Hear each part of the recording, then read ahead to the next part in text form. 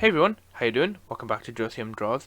Today is going to be a little bit of a different video. Today I'm going to introduce you to the character on screen right now, which I've designed recently and I really like. And I just want to show that off a bit. But I also want to introduce you to a trick or a little tip that I think would be really helpful to talk about and to help anybody who doesn't know what to draw when they want to draw. You know, like when they're you're sitting at your desk and it's a blank screen and you just really don't know what to draw. So hopefully this will help those people who suffer with that problem, myself included.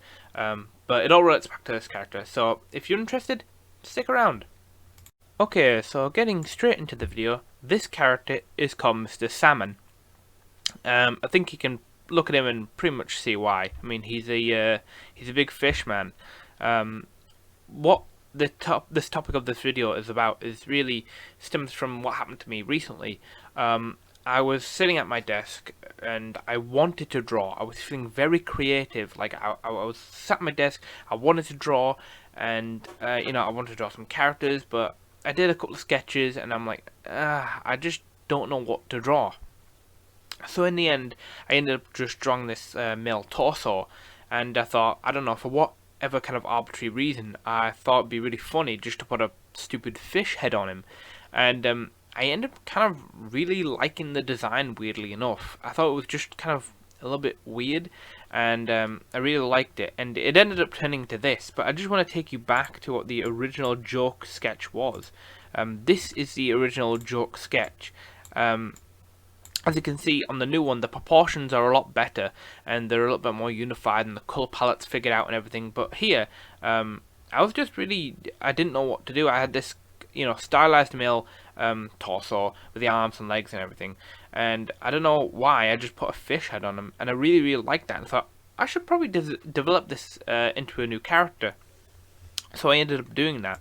And he ended up with these like really nice poses for the character, and I really liked it, so I ended up just doing more and more, and I thought, well, this is a really good practice, not only am I practicing male anatomy, doing the pectoral, the pecs, but also like doing the abs or the abdominal areas, the muscles of the arms and the legs.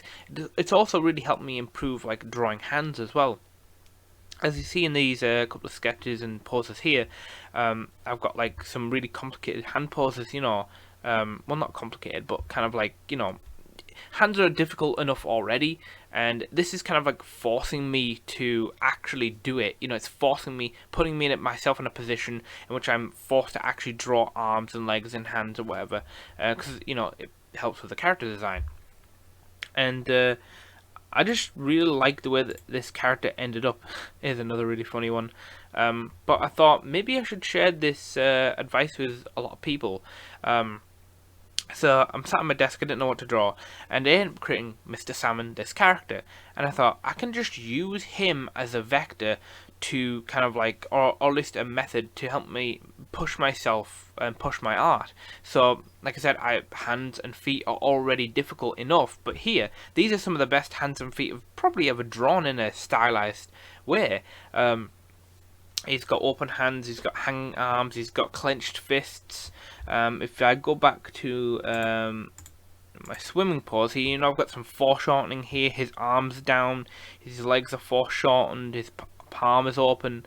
They're all really cool poses, and I just end up kept doing more and more. And I just thought, why not, give some advice to people. If you don't, here's another really cool one. If you don't know what to draw, why not just create a character like Mr. Salmon? Whether doesn't matter what it is, what you like to draw, right? Whether it's like people, whether it's animals, whatever it is. Start by creating a character. Whether it's, like I said, whether it's an animal character, a human character, a demon, an angel, a furry, whatever it is, right? And start creating that character, and then then go, okay, what do I need to practice on? What do I really need to practice? Is it like your anatomy? Is it kind of like putting clothes on characters? Is it eyes? Whatever it is, right? Create a character based around that, and then when you need to practice, you could just use that character, like I have for Mr. Salmon, as a vector, really. Use them as a medium to kind of like force yourself to practice.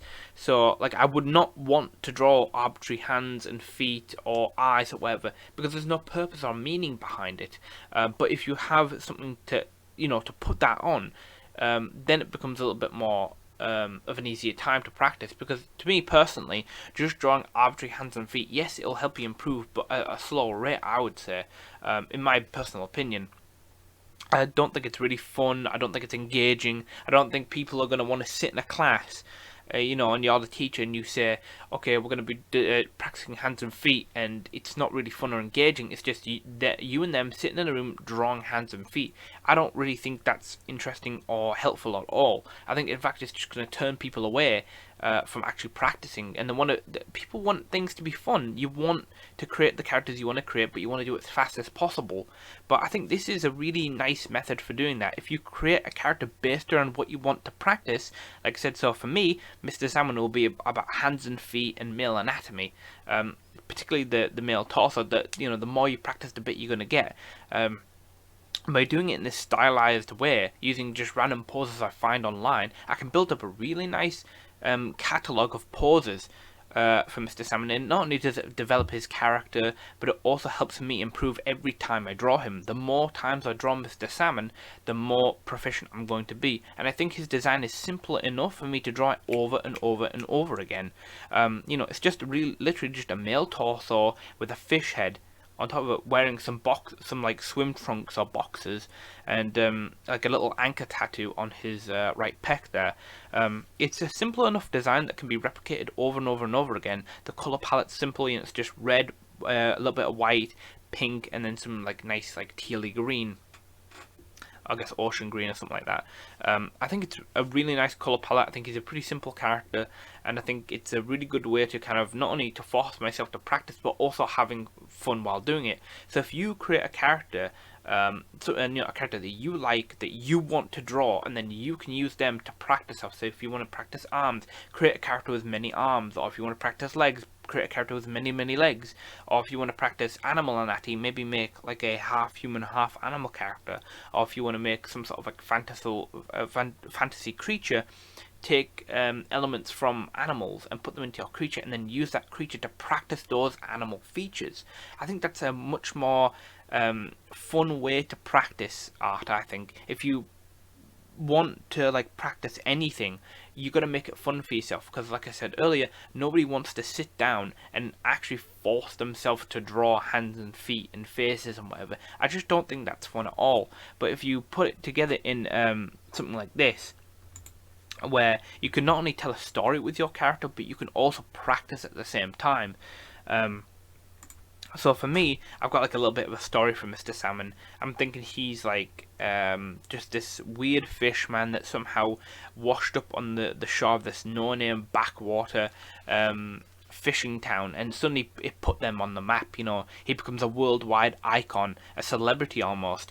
It's Mr. Salmon, the friendly fish man. And I can create a load of poses to tell his story. Maybe he in this pose here, he's chained up because maybe they find him and chain up because they don't know whether he's going to be like a violent monster. Here he is like kind of like jumping off like whatever prison or kind of like building they've got him locked up in, and here he is just kind of like swimming away. Some of the other ones are kind of like him waving hello because he's friendly, stuff like that. And there's a bunch of other stuff like that, and you can build a world and lore around your character. And I think that's way more fun to do rather than, like I said, just sitting down and drawing hands and feet. There's no story behind it. There's nothing, to latch onto. You're basically just drawing for drawing's sake. When really, in reality, drawing should be about fun. It should be about you wanting to draw what you want to draw, and the more you practice, the better you're going to get at it. And if you put it in this context of building a story, building a character, heck, have multiple characters from multiple things you want to practice. So a character that wears a lot of high fashion, that maybe they're a celebrity, or maybe they're like a fashion designer themselves, or they're a model or something, you know, and then you can practice putting and drawing different outfits on that character, and so that kind of ties into it, and you can write a story and everything like that. Like, there's a bunch of other stuff I want to do for Mr. Salmon. I want to have him be on like serials. You know, I'm thinking he's a big worldwide celebrity now. Not only did he bring more people to this tiny town, boosting their economy, but you know, he's got himself on like cereal boxes. He's like a swimming instructor. He's a surfer. Maybe he's like a lifeguard or a swimming coach. Like maybe he you know, so maybe like the face of like some pet stores or something like that. He can maybe communicate with other sea creatures and animals, you know, so maybe he's an interpreter. You know, there's a bunch of other stuff I can do, and a bunch of other outfits and poses I can put Mr. Salmon in.